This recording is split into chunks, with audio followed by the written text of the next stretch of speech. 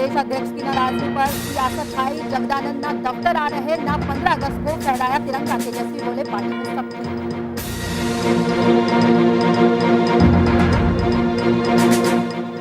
पाकुड़ में बांग्लादेश में 50वीं वर्षगांठ पर कांग्रेस का जश्न। केक काटकर लोगों को खिलाई गई मिठाई। कहा अमेरिका की धमकियों के बावजूद इंदिरा गांधी ने बनाया बांग्लादेश।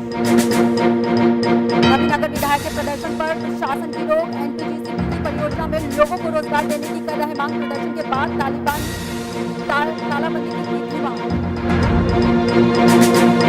कोरोना की वजह से इस साल भी बद्रीनाथ धाम श्रद्धालुओं के लिए बंद। मंदिरों से जुड़े लोगों के सामने आर्थिक संकट। पुरोहित कृषि मंत्री बादल पत्रलेख से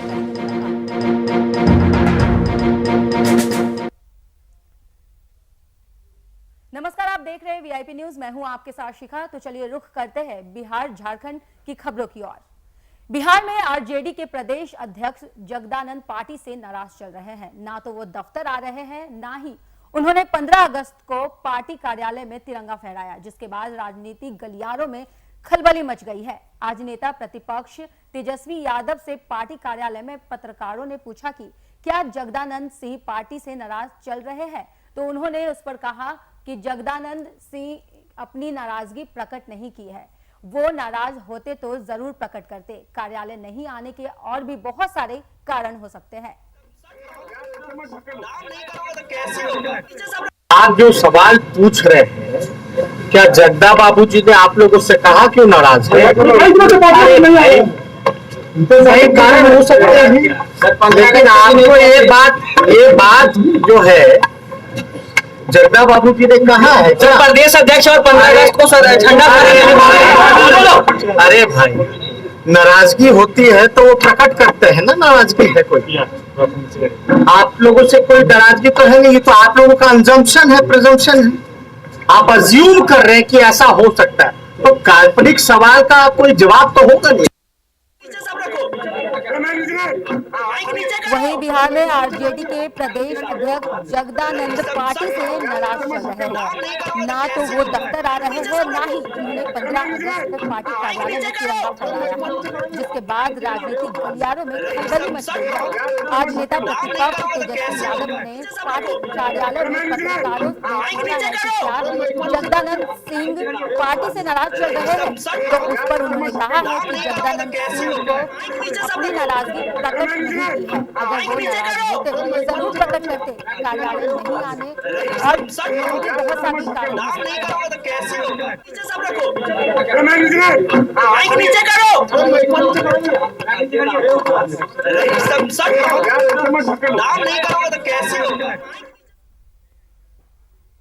वहीं खबर पाकुड़ से है, जहां कांग्रेसियों ने बांग्लादेश की 50वीं वर्षगांठ कांग्रेस भवन में धूमधाम से मनाई है। इस मौके पर जिला अध्यक्ष उदय खमानी ने कहा है कि अमेरिका की लाख धमकियों के बावजूद भी देश की प्रथम महिला प्रधानमंत्री श्रीमती इंदिरा गांधी ने पाकिस्तान से बांग्लादेश को एक अलग स्वतंत्र देश घोषित किया। वहीं इस अवसर पर आज पाकुड़ के कांग्रेस भवन में केक काटा गया और लोगों के बीच मिठाइयां बांटी गई है। हमारी कांग्रेस पार्टी पूरे देश में बांग्लादेश की 50वीं आजादी की 50वीं वर्षगांठ धूमधाम से मनाने का काम कर रही है। आज के दिन हमारे जांबाज सैनिकों ने मुंह तोड़ पाकिस्तान को जवाब दिया। उनको परास्त करके बांग्लादेश को अलग करने का काम मेरी देश की प्रथम महिला प्रधानमंत्री स्वर्गीय इंदिरा गांधी के नेतृत्व में, कांग्रेस पार्टी के नेतृत्व में इस पाकिस्तान को परास्त करके बांग्लादेश को मुक्त करने का काम हमारे देश के जांबाज सैनिकों ने किया। तो वहीं कांग्रेसियों ने बांग्लादेश की 50वीं वर्षगांठ कांग्रेस भवन में धूमधाम से मनाई है। इस मौके पर जिला अधिकारी उदय खमानी ने कहा है कि अमेरिका की लाख धमकियों के बावजूद देश की प्रथम महिला प्रधानमंत्री श्रीमती इंदिरा गांधी ने पाकिस्तान से बांग्लादेश को एक अलग स्वतंत्र देश घोषित किया है। वहीं इस अवसर पर आज पाकुड़ में कांग्रेस भवन में केक काटा गया और लोगों के बीच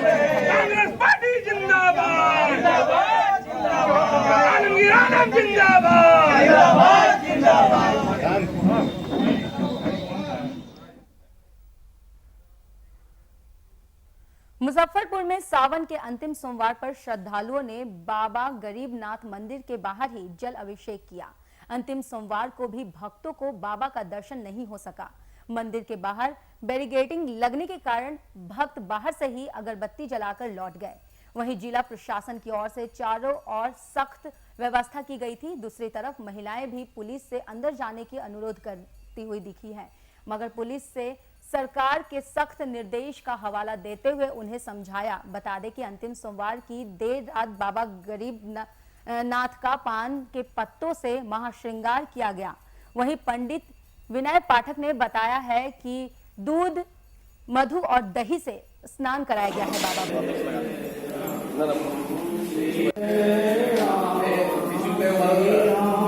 आपको बताते चले कि मुजफ्फरपुर में सावन के अंतिम सोमवार पर श्रद्धालुओं ने बाबा गरीबनाथ मंदिर के बाहर ही जल अभिषेक किया। अंतिम सोमवार को भी भक्तों को बाबा का दर्शन नहीं हो सका है। मंदिर के बाहर बैरिकेडिंग लगने के कारण भक्त बाहर से ही अगरबत्ती जलाकर घर लौट गए।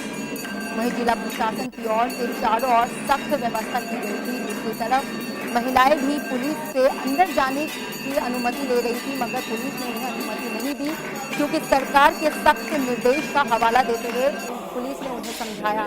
बता दें कि अंतिम सोमवार की देर रात बाबा गरीबनाथ का पान के पत्तों से महाश्रृंगार किया गया। वहीं पंडित विनय पाठक ने बाबा का दूध, मधु और दही से स्नान कराया।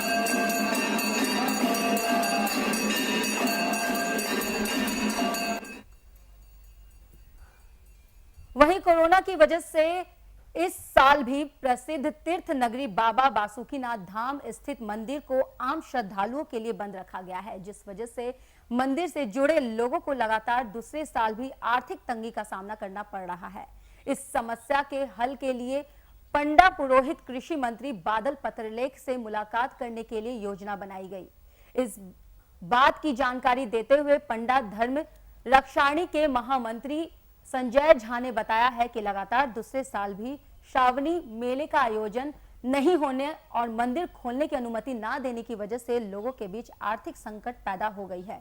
लोगों की आर्थिक स्थिति को पटरी पर लाने के लिए आने वाले भादो महीने में सरकारी गाइडलाइन के तहत सीमित संख्या में श्रद्धालुओं के लिए बाबा मंदिर खोलने का अनुरोध लेकर कृषि मंत्री बादल पत्रलेख के पास जाएंगे। सावन चलिए खत्म हो गया, आने वाला जो भादों में है इसमें भी मंदिर खुले। यहाँ के जो है सो जनप्रतिनिधि उनको भी इस ओर प्रयासरत होना चाहिए। हम लगातार प्रयास कर रहे हैं और बहुत जल्दी यहाँ के जो हमारे माननीय मंत्री हैं विधायक बादल पत्रलेख जी, उनसे भी हमारी टीम जो मिलेगी और उनसे भी जो आग्रह करेगी कि यहाँ के लिए भादों में एक सिस्टमिक ढंग से कोरोना काल में जैसे जो सुरक्षा दृष्टिकोण से आप जो जिन लोगों ने वैक्सीनेशन ले लिया है वैसे लोगों को अनुमति प्रदान करें और एक सीमित संख्या में और पूरी व्यवस्था के साथ और लाइन अप करें। बता दें कि कोरोना की वजह से इस साल भी प्रसिद्ध तीर्थ नगरी बाबा बासुकीनाथ धाम स्थित मंदिर को आम श्रद्धालुओं के लिए बंद रखा गया है, जिस वजह से मंदिर से जुड़े लोगों को लगातार दूसरे साल भी आर्थिक तंगी का सामना करना पड़ रहा है। इस समस्या का हल के लिए पंडा पुरोहित कृषि मंत्री बादल पत्रलेख से मुलाकात करने की योजना बनाई गई है। इस बात की जानकारी देते हुए पंडा धर्म रक्षणी के महामंत्री संजय झा ने बताया है कि लगातार दूसरे साल भी श्रावणी मेले का आयोजन नहीं होने और मंदिर खोलने की अनुमति न देने की वजह से लोगों के बीच आर्थिक संकट पैदा हो गया है। लोगों की आर्थिक स्थिति को पटरी पर लाने के लिए आने वाले भादो महीने में सरकारी गाइडलाइन के तहत सीमित संख्या में श्रद्धालुओं के लिए बाबा का मंदिर खोलने का अनुरोध किया गया।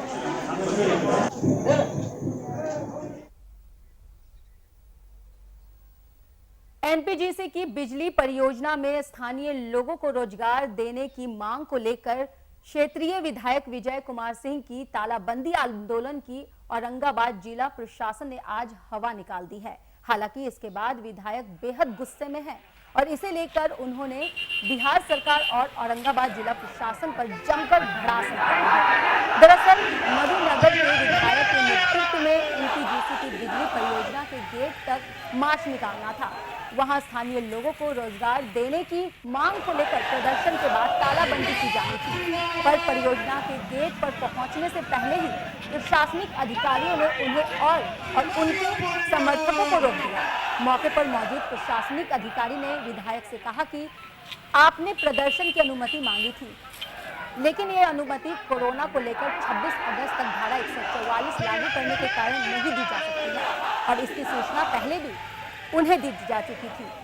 इसके बावजूद प्रदर्शन करना नियमों और कानून का उल्लंघन करना होगा। आप अगर 60 नहीं आप 100% दिए, लेकिन ये साबित तभी हो पाएगा जब आप मुझे यहाँ के लोकल लड़कों का लिस्ट दीजिएगा। और ये मेरा जानने का अधिकार बनता है कि हमारे क्षेत्र के कौन कौन बच्चे हैं जो एनटीपीसी प्लांट के अंदर में नौकरी कर रहे हैं। लेकिन एनटीपीसी ये कह के मुझे टाल देती है कि ये चीज़ हम लोग नहीं दे सकते।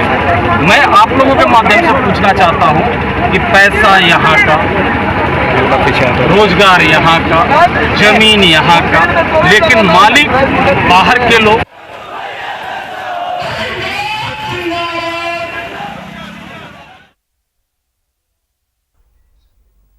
वहीं नालंदा जिले के महादलित गांव आजादी के आज भी विकास की पहुंच से दूर है। बता दें कि आजाद नगर में आज भी बुनियादी सुविधाओं के अभाव के कारण महादलित परिवार परेशान है।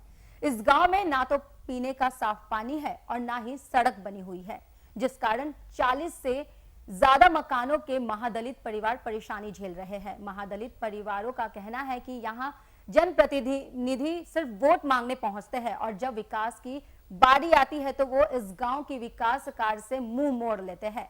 गांव में एक चापाकल भी है तो वो खुद ही चंदा के पैसे से लगाई गई है, जिसमें अब कीड़ा आना शुरू हो गया है। फिलहाल उसी पानी का उपयोग हम लोग कर रहे हैं, जहां लगातार सभी का तबीयत बिगड़ रहा है। यहाँ पर हम लोग 35 साल से रह रहे हैं। सरकारी कोई भी तरह के सुविधा सभी सुविधा से हम लोग वंचित हैं। न सरकारी यहाँ कल मिला हम लोग का, नहीं यहाँ पर सरकारी नली बना, न गली बना, न सोलिंग हुआ, न पीसीसी ढलैया हुआ, कोई भी तरह की सुविधा नहीं हुआ। पंचवर्षीय योजना में सरकार 5 साल पहले महादलित टोला में क्या चीज़ बनाने का स्कीम लाए, लेकिन एक भी स्कीम यहाँ पर नहीं आया। वहीं नालंदा जिले में महादलित गांव आजादी के बाद भी विकास की पहुंच से दूर है। आप टीवी स्क्रीन पर साफ देख सकते हैं कि वहां पर अभी भी विकास होना बहुत जरूरी है। बता दें कि आजाद नगर में आज भी बुनियादी सुविधाओं के अभाव के कारण महादलित परिवार काफी परेशान है। इस गांव में ना तो पीने का साफ पानी है और ना ही कोई सड़क आने जाने के लिए बनी है, जिससे लोगों को काफी परेशानियों का सामना करना पड़ता है। वहीं 40 से ज्यादा मकानों में महादलित परिवार इस परेशानी को झेल रहे हैं। महादलित परिवारों का यह भी कहना है कि यहाँ जनप्रतिनिधि सिर्फ वोट मांगने के लिए आते हैं और जब विकास के बारे में बात की जाती है तो वो उससे मुंह मोड़ लेते हैं। गांव में एक चापाकल भी उन्होंने लगवाया है, वो भी खुद के चंदा को जमा करके, मगर उसके बावजूद भी वहां पर कोई ऐसा विकास नहीं हो रहा और उस चापा नल के आसपास कीड़े भी लग गए हैं, जिसे वहां का पानी पीने के बाद लोग बीमार भी पड़ रहे हैं।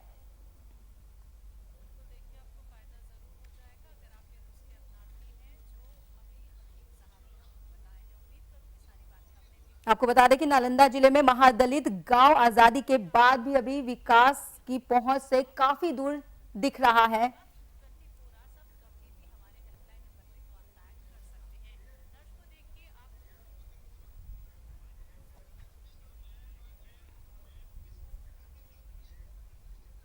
वहीं पटना सिटी सलामी के कटरा बाजार समिति परिसर में बनाए गए बाढ़ राहत शिविर में सोमवार को पूर्व मुखिया के समर्थक आपस में भिड़ गए।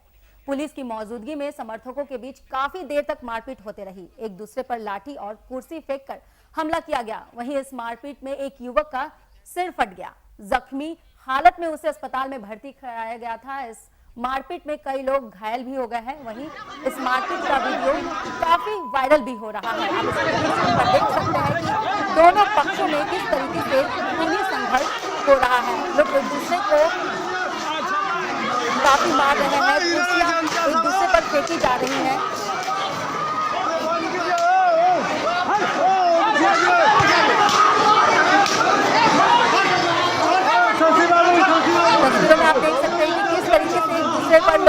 हमलावर हो रहे हैं। यहाँ पर भगदड़ मचती हुई नजर आ रही है।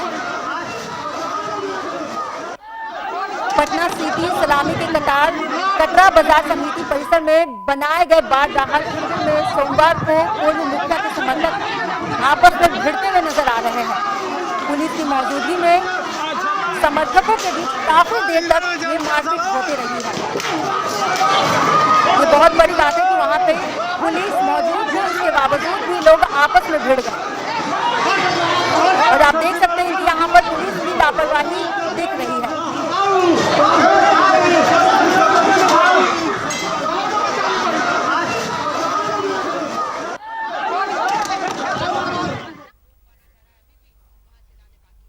वहीं बगहा के वाल्मीकि बाग परियोजना के तहत गोवर्धना रेंज में घायल अवस्था में एक हिरण के बच्चे को लाया गया।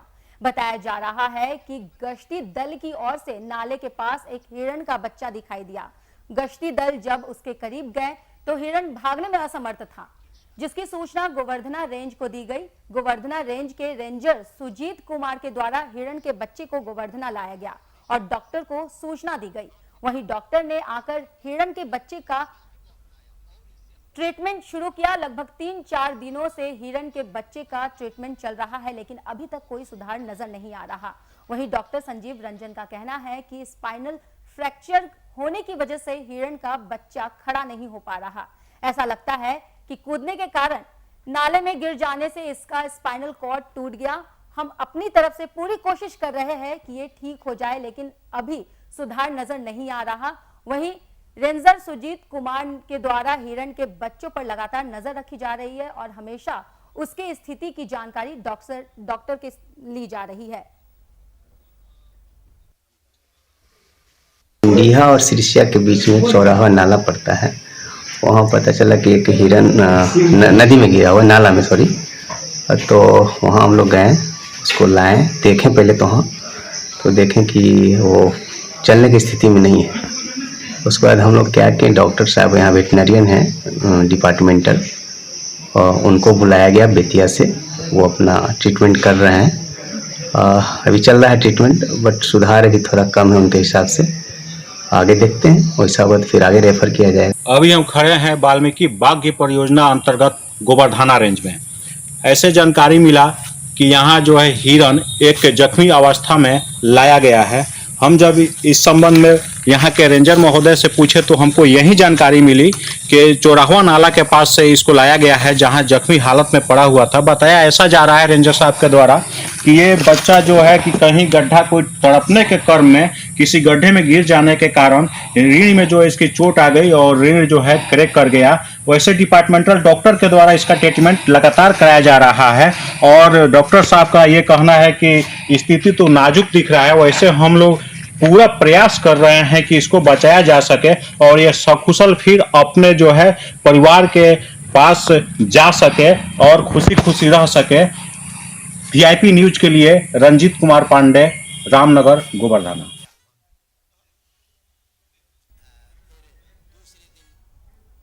मुंगेर जिले में बाढ़ ने अब नए नए क्षेत्रों पर भी अपना कब्जा जमाना शुरू कर दिया है।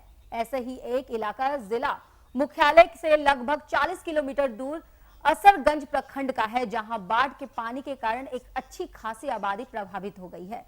गंगा के जलस्तर में लगातार बढ़ोतरी के कारण चोर गांव, ढोल पहाड़ी और अमेया गांव के कई घरों में पानी घुस गया है। घरों में पानी के कारण ग्रामीणों का जनजीवन अस्त व्यस्त हो गया है, जिसके ग्रामीणों को खाने पीने और पशु चारा में काफी किल्लत का सामना करना पड़ रहा है। पानी के कारण प्रभावित परिवार अपना घर छोड़कर मवेशियों के साथ ऊंचे स्थान पर शरण लेने को मजबूर है। साथ ही कई अन्य परिवार घर छोड़कर अपने रिश्तेदार के यहाँ चले गए हैं। वहीं आधा दर्जन गांव के फसलें पानी में डूब गई हैं। इसी के साथ बाढ़ प्रभावित क्षेत्र का निरीक्षण करने बीडीओ और सीओ पहुंचे। निरीक्षण के दौरान उन्होंने बाढ़ पीड़ितों की समस्याओं को सुना, उनके हालात का आश्वासन दिया। वहीं बाढ़ पीड़ित लोगों का कहना है कि उनके तत्काल राहत सामग्री, पशु चारा और सामुदायिक किचन के साथ साथ छोटी नाव उपलब्ध करवाई जाए, लेकिन अभी तक प्रशासन की ओर से किसी भी तरह की मदद नहीं की गई है, जिससे लोगों में काफी आक्रोश देखने को मिल रहा है। और कोई व्यवस्था नहीं है। ऐसे रोड पे सोते हैं, खाते हैं, इधर उधर से दुकान से लाके चूड़ा उड़ा, और घर में जो है कोठी भाड़ा सब अनाज नीचे गिर गया। कोई व्यवस्था सरकार ने दिया है।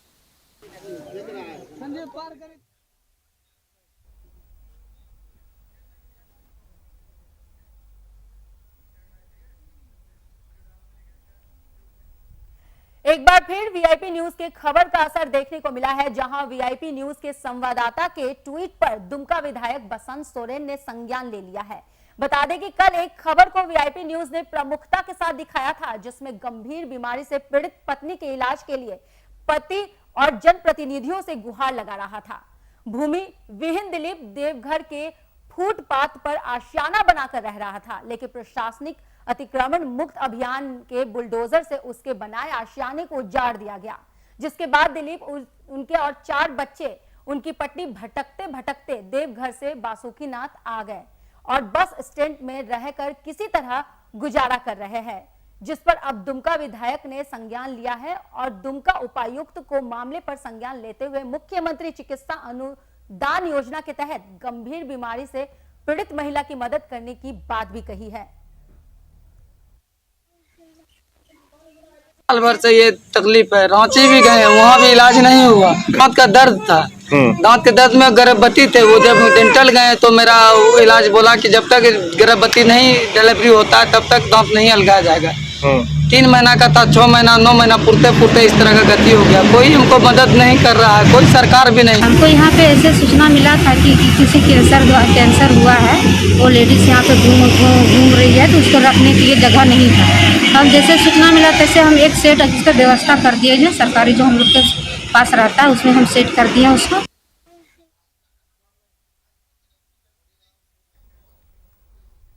वहीं अगली खबर औरंगाबाद से है, जहां रामचरितमानस के रचयिता गोस्वामी तुलसीदास की जयंती का आयोजन किया गया। कार्यक्रम का शुभारंभ अतिथियों ने गोस्वामी जी के चित्र पर माला चढ़ाकर किया। इस मौके पर तुलसी काव्य ने नारी और दलित विमर्श पर परिचर्चा की भी आयोजना की। इसी कार्यक्रम में वक्ताओं ने तुलसीदास के काव्य में नारी और दलित विमर्श पर विस्तार से चर्चा की है।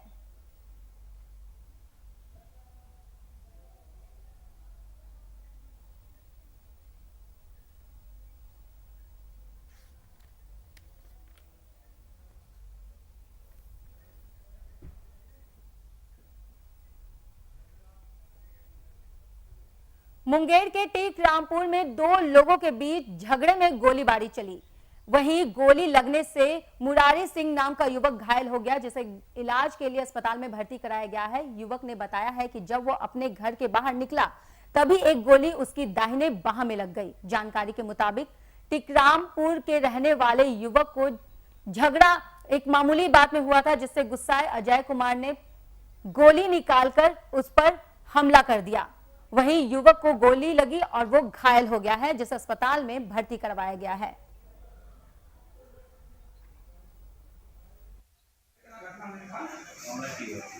वो आया उधर से लेके पराख मारा उसको, हमारे को आके लगा।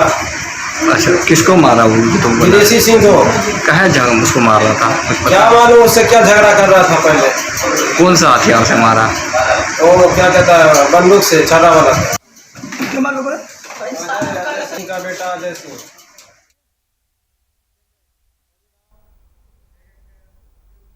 फिलहाल खबरों में बस इतना ही। और भी तमाम खबरों को देखने के लिए बने रहिए हमारे साथ वीआईपी न्यूज में। नमस्कार।